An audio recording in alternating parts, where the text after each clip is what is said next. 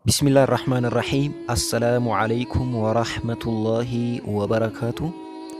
وإن نبي محمد صلى الله عليه وسلم وانتو ترمان قدي كنين بيك تالات. وإن نبي محمد صلى الله عليه وسلم بيكون نما مسلمة هند إرتي ديركما.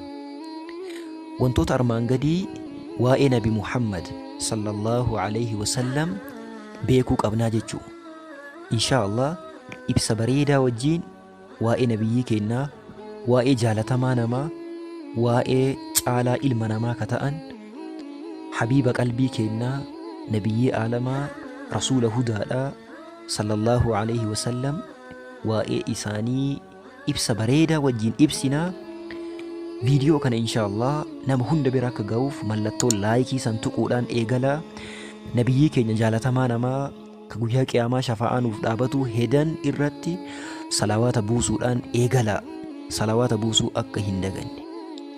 Waa'ee Nabi Muhammad haa eegallu. Tokkoffaa hidda dhaloota isaanii. Hiddi dhaloota yookaan yezar haragiin isaanii akkami laata? Hiddi dhaloota isaanii eessaa eessatti gala? Hiddi dhaloota nabiyyi keenya sallallahu alaihi wasallam akka armaan gadiiti. Muhammad ibnu Abdillah ابن عبد المطلب ابن هاشم، وهاشم من قريش، وقريش من العرب، والعرب من ذرية إسماعيل ابن إبراهيم الخليل عليه السلام. هدي للوتا ثاني محمد عبد الله عبد المطلب هاشم.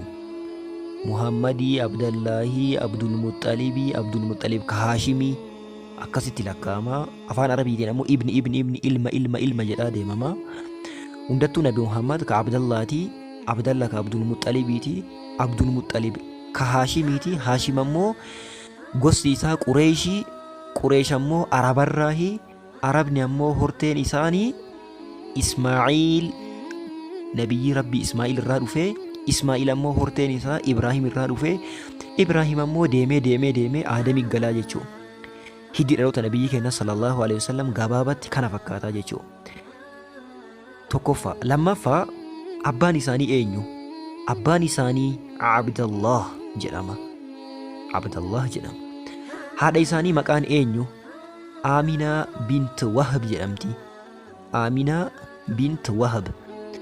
Abbaan nabiyyiillee sallallahu alaihi wasallam, haati nabiyyiillee ummata keessatti nama caalaa, nama hundaa olii jedhamanii namoota laallaman turanii jechuudha. Nama ciccimaa lamatu walitti dhufee nabiyyi keenya sallallahu alaihi wasallam ifaa aalamaa, nuura aalamaa kana nu argamsiisee jechuudha. Umriin isaanii meeqa? Addunyaa kanarra umriin isaanii hagam ture?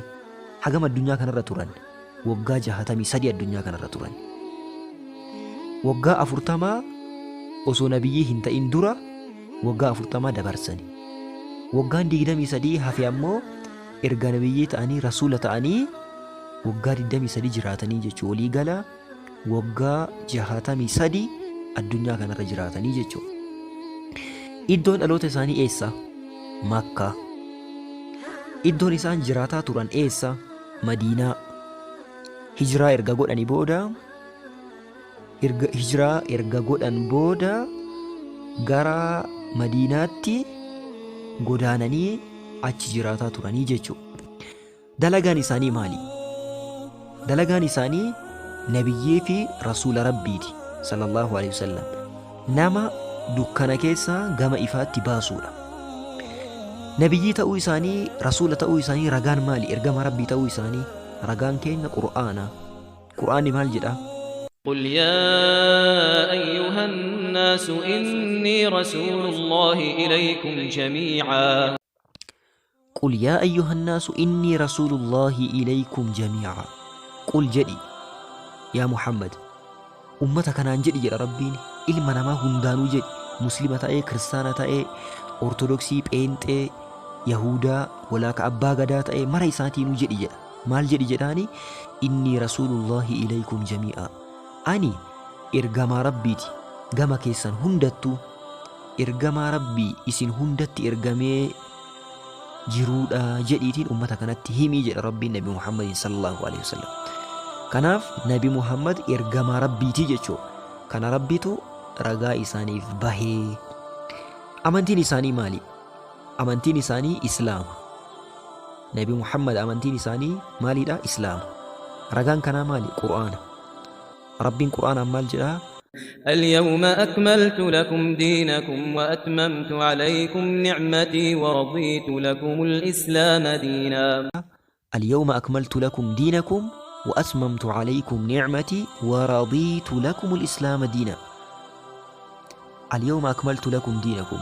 قيا هرأك نجد ربين قيا سن قيا عرفاتي يومي حجة الوضع جنما قيا حجة الوداع كان isiniif guutee jira jedha Rabbiin diinii keessan, amantii isiniif guutee jira. Amantiin kun hir'ina hin qabu, guutuu godheetiin isinii kennee jira jedha Rabbiin. Waatmamtu alaykum ni'matii. Ni'imaawwan kiyya yookaan toloota kiyyallee qananiiwwan kiyyallee isinirratti guutuu godhee jira. Waradiitu lakumul islaama diina. Amantiillee islaamummaa isiniif jaaladhee jira jedha Rabbiin. Amantii keessa Rabbiin kam jaalatee nuu kenne? Islaamummaadha jechuudha. Ittaansee jaartilee yookaan haadha manaa nabiyyi sallallahu alaihi wasallam meeqa? Isaanis eenyuun fa'a?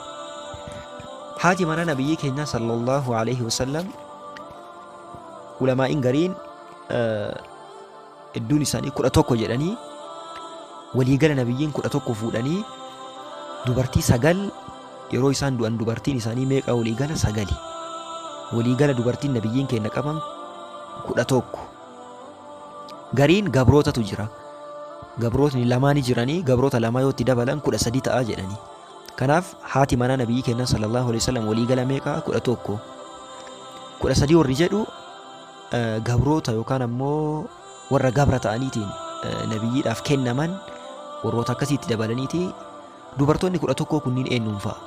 Tokkoffaa Khadiija bint Khuwaylid, lamaffaa Saudaa bint Zam'aa, sadaffaa Aisha bint Abi Bakr as-Siddiq, afraffaa Hafsa bint Umar ibn al-Khattab, shanaffaa Zaynaba bint Khuzayma, jahaffaa Hind bint Abi Umayya yookaan Ummu Salamaa jedhamtee beekamtu, torbaffaa Zaynab bint Jahsh, saddeetaffaa Juwayriyaa bint al-Harith, saglaffaa Ramla bint Abi Sufyaan yookaan Ummu Habiibaa jedhamtee beekamtu, kurnaffaa Safiyaa bint Huyay ibn Akhtab, 11ffaa Maymuuna bint al-Harith.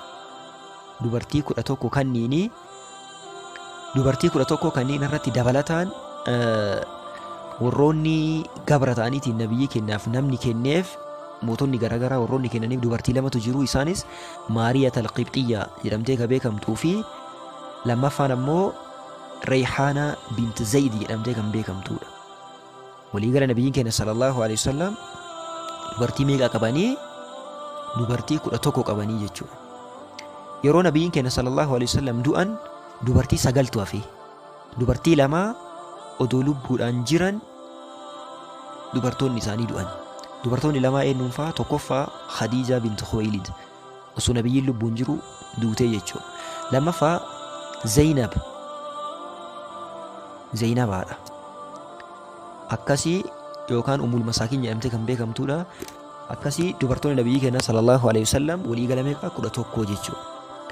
Ijoolleen nabiyyi keenya sallallahu alaihi wasallam eenyuun fa'a? Ijoolleen nabiyyi keenya sallallahu alaihi wasallam waliigala 7. Isaanis Qaasim, Zaynab, Ruqayyaa, Ummu Kulthum, Faaximaa, Abdallah fi kan xumuraa Ibraahim. Ijoollee waliigala meeqa qabanii? 7 qabanii. Nabiyyiin keenya sallallahu alaihi wasallam eessatti du'an? Iddoo isaa itti du'an eessa? Madiinaa. Makka iddoo dhaloota isaaniiti. Nabiyyiin keenya eessatti du'anii? Madiinatti du'anii jechuudha. Yoom du'anii?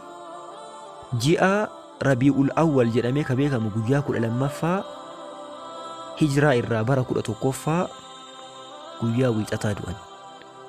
Guyyaa wiixataa ji'a Rabi'ul Awwal guyyaa sun guyyaa 12ffaadha. Barri ammoo bara kamii? Hijiraa irraa bara 11ffaa du'anii jechuudha. Nabiyyiin keenya sallallahu alaihi wasallam nuurri aalamaa, jaalatamaan ilma namaa, kan guyyaa qiyaamaa shafa'aan of dhaabatuudhaaf deeman duuti isaanii akkana taatee jechuudha. Inshaallah waa'ee nabiyyi keenya sallallahu alaihi wasallam dabalataan beekuudhaaf akkasumas waa'ee islaamummaa sirriitti baratuudhaaf yuutuubii kana sabskiraayib godhaatiin sirriitti hordofaa, barnoota asitti kennamu sirriitti dhageeffadhaa, amantii keessan sirriitti hubadhaa isiniin jedhaa. Yeroo gaarii isiniif haa ta'u. Assalaamu alaikum wa rahmatullahi wa barakaatuh.